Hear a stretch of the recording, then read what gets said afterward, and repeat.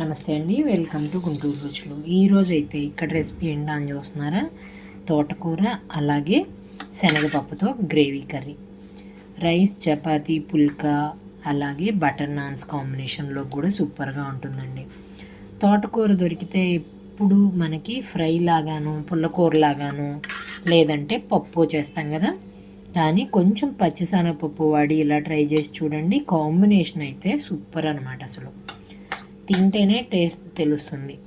కాడలతో సహా వేసుకోవచ్చు ఈ కర్రీలో. మనకి చాలా సూపర్గా ఉంటుందండి కాంబినేషన్ అయితే. ఒక్కసారి అయితే ఈ విధంగా ట్రై చేసి చూడండి. మరి తోటకూర అనగానే ఎన్నో పోషక విలువలు అయితే మనకి సొంతమవుతాయి కదా. మరి పప్పుతో పాటుగా ఫ్రై చేసుకున్నట్లుగానే ఇలా గ్రేవీ కర్రీగా కూడా ట్రై చేసి చూడండి. ఈరోజైతే ఇక్కడ నేను తోటకూర అలాగే శనగపప్పుతో కర్రీ కోసం అండి, ఇక్కడైతే తోటకూర వచ్చేసి ఒక కట్ట ఇలా కాడలతో సహా కట్ చేసుకున్నాను, క్లీన్ చేసి పెట్టినాను. టమాటోలు 2 మీడియం సైజువి పండినవి తీసుకున్నాను.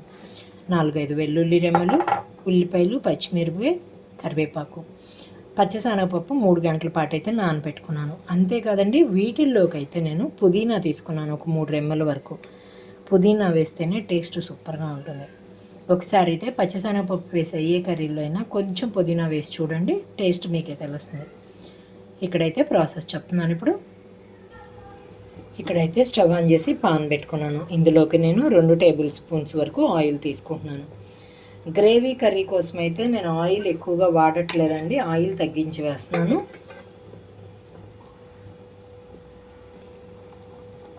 ఇక్కడైతే ఆయిల్ అంతా కాగిన వెంటనే తాలింపు గింజలు, ఎండుమిరపకాయలు వేసుకున్నాను. తాలింపు గింజలంతా కలర్ మారి వేగిపోయేటప్పుడు కొద్దిగా నలకొట్టి పెట్టుకున్న వెల్లుల్లి రెమ్మలు కూడా వేసుకున్నాను.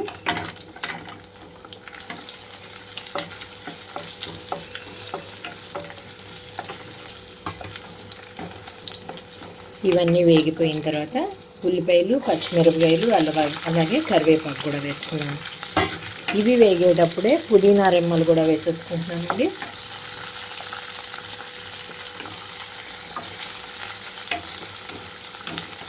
మూత పెట్టేసి 2 నుంచి 3 నిమిషాల పాటు వేయించుకుంటున్నాను.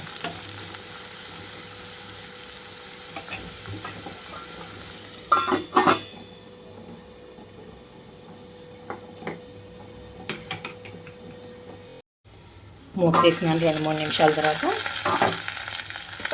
ఇక్కడ చూడండి, ఉల్లిపాయలు అంతా చక్కగా కలర్ మారేటప్పుడే ఇందులోకి కట్ చేసి పెట్టుకున్న తోటకూర అంతా వేసేసుకుంటున్నాను.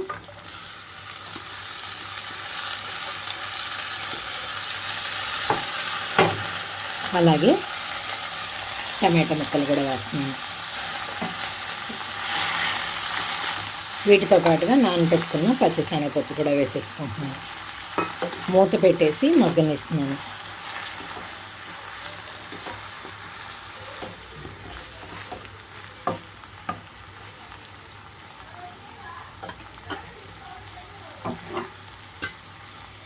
లో ఫ్లేమ్లో 5 నిమిషాల పాటు ఉంచుతున్నాను. ఇక్కడ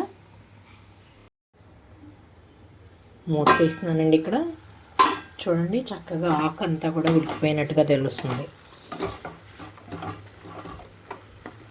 ఇప్పుడైతే ఇందులోకి ఉప్పు, పసుపు, కారం కూడా వేసేసుకుంటున్నాను. ముందుగానే నేను ఉప్పు ఎందుకు వేయలేదంటే, మనకి తోటకూర పసర వాసన అయితే పోవాలి అంటే ముందుగా ఉప్పు, పసుపు వేయించుకోవాలి.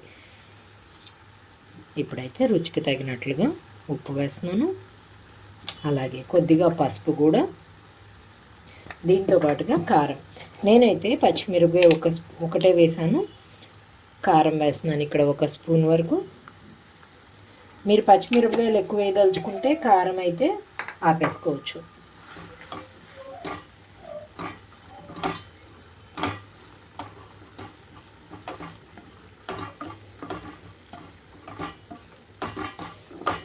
చూసారు కదా, తోటకూరలో టమాటో కూడా చక్కగా తోలంతా ఊడిపోయింది.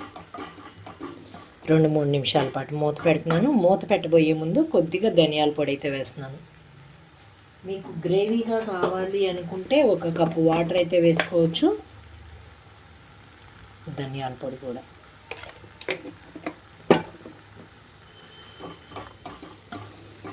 నేనైతే ఒక పావు కప్పు వరకు వాటర్ వేస్తున్నాను, ఎక్కువగా గ్రేవీగా లేకుండా.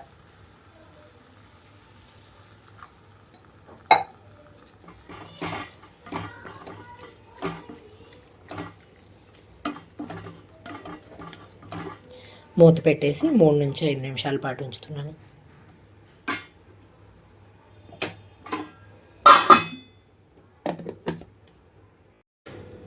మూత తీస్తున్నానండి. చూడండి, వేసిన వాటర్ అంతా కూడా చిక్కదనం వచ్చేసింది కదా. ఇది రైస్లోకి, చపాతీ పుల్కాల్లోకి సూపర్ కాంబినేషన్. మరొకసారి అయితే ఈ విధంగా ట్రై చేయండి. ఇంకా మీరు ఇష్టపడితే ఇందులోకి గరం మసాలాను కూడా వేసుకోవచ్చు. నేనైతే గరం మసాలా అయితే స్కిప్ చేస్తున్నాను. ఇంకా నేను స్టవ్ ఆఫ్ చేస్తున్నాను. సర్వింగ్ బౌల్లోకి తీసేసుకుంటున్నాను. చూసారు కదా, తోటకూర అలాగే శనగపప్పు కర్రీ రెడీ అయిపోయింది. మరి ఇంకెందుకు ఆలస్యం, మీరు కూడా ఈ విధంగా ట్రై చేసి చూసి మీరు మీ ఒపీనియన్ అయితే కామెంట్ బాక్స్లో పెట్టండి. అలాగే మీలో ఎవరైనా మా వీడియో ఫస్ట్ టైం కానీ చూస్తున్నట్లయితే ప్లీజ్ మా ఛానల్ని సబ్స్క్రైబ్ చేయండి. అలాగే మా వీడియోస్ని లైక్ చేస్తూ షేర్ చేయండి. పక్కనే ఉన్న bell icon all option click చేస్తే మేము ఇచ్చే వీడియోలన్నీ మీకు నోటిఫికేషన్స్ వస్తాయి. Please encourage me and thank you for watching. Thank you.